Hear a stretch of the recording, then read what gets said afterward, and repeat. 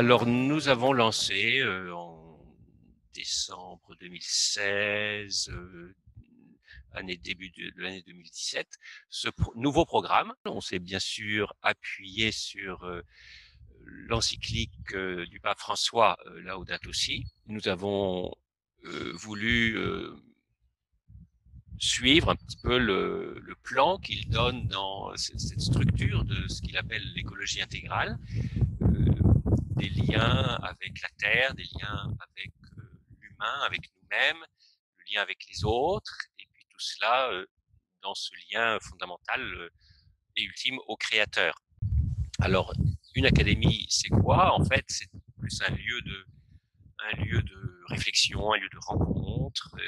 Nous proposons donc des formations, et puis nous avons développé dès le début sur ce terrain un jardin potager sous l'angle de la permaculture. Le but, l'objectif de l'académie, c'est d'aider les gens à nous suivre et à entrer dans cette transition écologique dont on a urgemment besoin pour notre monde. Une académie alterne entre formation, je dirais, théorique et pratique.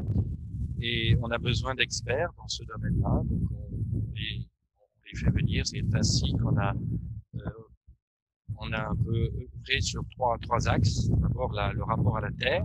On a poursuivi l'année suivante en montrant combien la dimension écologique implique l'intégration du corps, de l'esprit aussi. Et donc, aussi bien dans ce que l'alimentation, dans la santé, dans la manière de vivre et de respirer. Troisième volet, c'est la dimension entrepreneuriale sociale. On est en lien ici, en lien avec des entrepreneurs. On a eu chaque année, on a une retraite des entrepreneurs chrétiens où on découvre comment aussi le monde entrepreneurial est intéressé à ces questions et implique aussi une conversion. Donc, nous avons un conseil d'orientation qui se réunit à peu près tous les mois pour nous aider à mûrir et à poser les problématiques, à essayer de voir de repérer un petit peu les cibles, de quoi les gens autour ont besoin. Et entre autres, cette année, on a mis en place 2 parcours où on essaye d'articuler sur 4 jours voilà, des formations pour vraiment entrer de plein pied dans cette quadruple dimension. Je suis chargé de la mise en valeur d'un espace en maraîchage et aussi au niveau de l'espace vert, donc de tout le parc, de le rendre plus beau, pour développer le maraîchage en permaculture. Alors, je ne vais pas dire qu'on y est déjà en permaculture. Pour moi, la permaculture, c'est un chemin.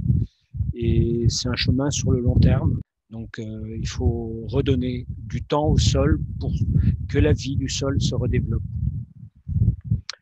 Alors, je travaille beaucoup avec des bénévoles qui m'aident dans mon travail. La production, elle sert à la commercialisation, à la communauté, à des particuliers qui viennent chercher des paniers sous forme de paniers. On accueille aussi des stagiaires pour l'apprentissage et même les bénévoles, il y a un temps d'échange et d'apprentissage pour qu'ils puissent reproduire chez eux ce qu'ils voient, ce qu'on fait ici.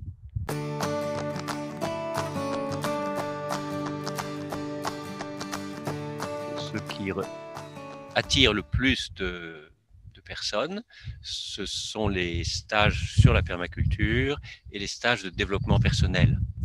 Donc, on sent là qu'il y a deux besoins des gens de notre société, de nos contemporains, essentiellement des chrétiens, mais aussi chaque stage, il y a toujours des personnes qui ne sont pas forcément de nos réseaux chrétiens.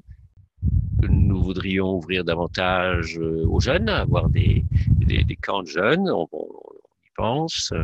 On découvre dans la palette des gens qui viennent fréquenter nos sessions qu'il y a des très jeunes, même des enfants, jusqu'aux grands-parents, des gens qui ont été agriculteurs d'une certaine manière et qui ont découvert aussi peut-être une autre manière de faire. Et donc, à tout âge, finalement, est possible cette conversion.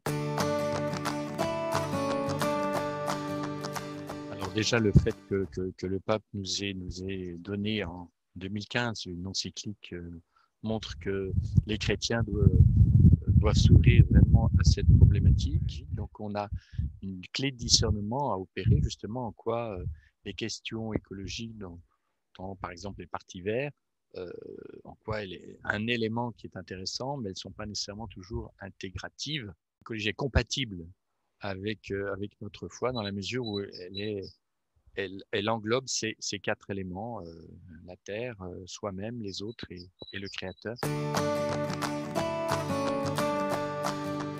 On s'est dit que la personne peut-être la plus blessée, a toute sa place dans notre société. On voudrait accueillir vraiment des personnes les plus éloignées de l'emploi pour les accompagner vers un projet professionnel éventuellement ou vers des soins, à les accompagner le plus longtemps possible pour vraiment consolider tout ce qu'ils pourront acquérir chez nous.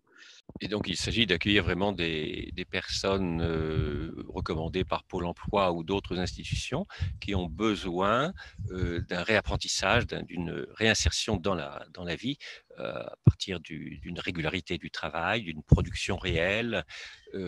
Donc ça, c'est tout à fait classique. Et on est en train de réfléchir avec la communauté de communes et le pays de Val-de-Sarthe pour voir comment offrir quelque chose qui soit complémentaire à ce qui existe déjà sur ce secteur.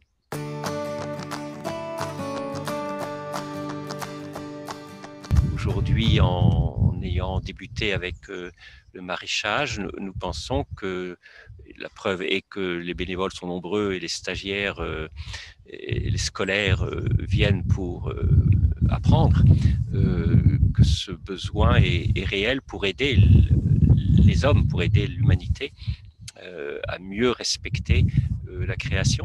Que dire dans les 5 à 10 ans? On s'aperçoit que la conscience écologique de nos contemporains a grandi très rapidement avec des étés très chauds, avec la crise du Covid. Les circuits courts se développent beaucoup en ce moment. Donc on s'aperçoit qu'il y a vraiment un enjeu à prendre et on ne sait pas ce que l'on sera dans 5 ou 10 ans, mais nous nous sentons tout à fait au cœur de l'élan de la société d'aujourd'hui, de ce dont la société a besoin. C'est d'abord respecter la vie du sol. Pour la production de légumes, sans vie du sol, j'aurais pas de légumes. On a un peu parfois oublié que grâce, entre guillemets, à une certaine époque, aux produits, aux engrais de synthèse et aussi aux produits chimiques, qu'on a un peu mis de côté cette vie du sol. Mais aujourd'hui, on se rend compte que la vie du sol est en grave danger et qu'il faut vraiment en prendre soin. La permaculture, pour moi, c'est pas seulement s'occuper des légumes, mais c'est aussi s'occuper des personnes qui viennent y travailler. Les concepteurs de la permaculture avaient résumé cela avec 3 principes, qui est le prendre soin de la terre, prendre soin de l'humain et partager. Et la permaculture est en ce sens-là une philosophie, un mode de vie. Donc on va prendre en compte tous les éléments qui constituent l'environnement. Et c'est ce design que la permaculture va essayer de dessiner pour que rien ne soit perdu, qu'il n'y ait pas de déchets, donc il y ait une résilience. Donc il y a des tas de réflexions qui se font dans le temps. Il faut beaucoup de temps pour que un domaine, un lieu, en fonction de ses personnes et de ses richesses, devienne écologiquement cohérent. Et c'est ça que cherche la permaculture. Dans la permaculture, on est toujours attentif au fait qu'il n'y ait pas nécessairement de nuisants. Les mots nuisants, on peut plutôt qu'être dans le rejet, on est dans l'acclimatation. Et cette réflexion, frère Marie-Benoît parlait de philosophie, on peut la transposer dans le domaine social. N'oublions pas, le pape François parle de l'homme qui devient déchet. Bien, c'est ça, on découvre que ce qui est nuisant, il suffit de replacer les personnes dans un bon contexte pour que finalement chacun puisse servir et apporter à l'ensemble.